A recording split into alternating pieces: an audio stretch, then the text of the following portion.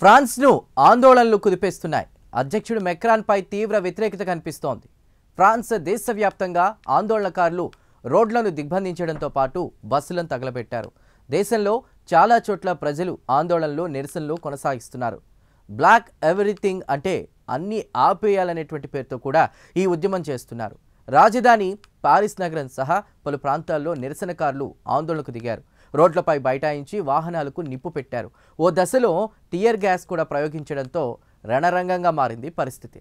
పోలీసులు 200 మందిని అరెస్ట్ చేశారు. అటు ఫ్రాన్స్ ప్రధాని ఫ్రాంకోయిస్ బెరోపై అవిశ్వాస తీర్మానంలో ఓడిపోయి రాజీనామా చేశాడు. కొత్త ప్రధాని ఎంపిక చేసిన వెంటనే ఈ నిరసనలు మొదలయ్యాయి. ఇటు నేపాల్లో సోషల్ మీడియా ద్వారా అంతా ఏకమైనట్లు అటు ఫ్రాన్స్లో కూడా అదే జరిగింది. ఈ ఆందోళనలు అడ్డుకోవడానికి మెక్రాన్ ప్రభుత్వం బల ప్రయోగం చేయబోయింది. కానీ నిరసనకారులు వెనక్కి తగ్గలేరు. కొత్తగా నియమితులైనటువంటి ఫ్రాన్స్ ప్రధాని సెబాస్టియన్ లెకార్నూర్కు ఆందోళనకారులు సవాల్ విసురుతున్నారు. గతంలో కూడా మెక్రాన్ పాలనకు వ్యతిరేకంగా జనం రోడ్డెక్కారు. గతంలో ఫ్రాన్స్లో ఎల్లోఎస్ట్ ఉద్యమం ఏళ్ల తరబడి నడిచింది.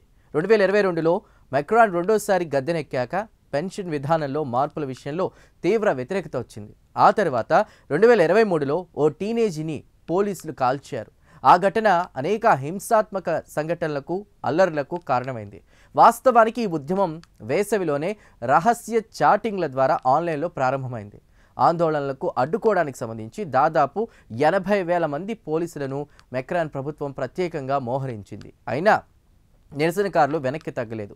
గతంలో మెక్రాన్ పాలనకు వ్యతిరేకంగా జరిగిన ఆందోళనలతో పోలిస్తే వీటి తీవ్రత తక్కువని చెప్పొచ్చు. ఎందుకంటే గతంలో ఫ్రాన్స్లో ఎల్లో వెస్ట్ ఉద్యమం ఏళ్ల తరబడి సాగింది. లేటెస్ట్గా ప్రధాని మార్పు తర్వాత అన్నీ ఆపేయాల్సిందే ఉద్యమం మొదలుపెట్టారు. ఇక సోషల్ మీడియాలో మొదలై చాప కింద నీరులా వ్యాపించి చివరికి జనం రోడ్డెక్కారు. ఈ ఉద్యమానికి చాలా డిమాండ్లే ఉన్నాయి. ఫ్రాన్స్లో పెరుగుతున్న అసమానతలను ప్రశ్నిస్తున్నారు. మాజీ ప్రధాని సపోర్ట్ చేసిన బడ్జెట్ని టార్గెట్ చేస్తూ ఉన్నారు. ఓ రకంగా ఇది కూడా గతంలో నడిచిన ఎల్లో వెస్ట్ ఉద్యమాన్నే గుర్తు చేస్తోంది.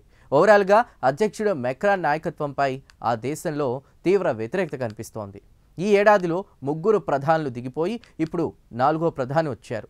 నేపాల్ పరిణామాలు చూసిన వాళ్ళకి ఫ్రాన్స్లో కూడా ఇదే రకంగా పరిణమించే ఛాన్స్ ఉందా అనేటువంటి సందేహాలు కలుగుతున్నాయి.